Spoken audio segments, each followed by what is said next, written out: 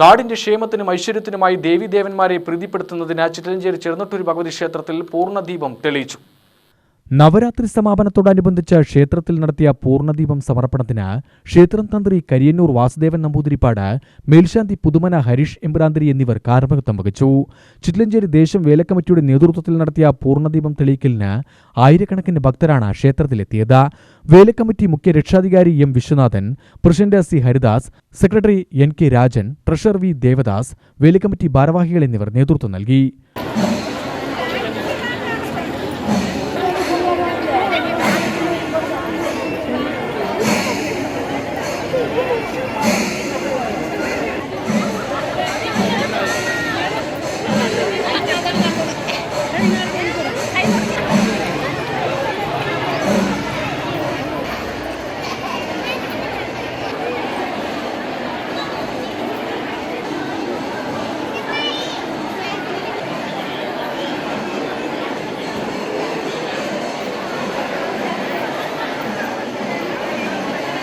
UTV news Palakkad.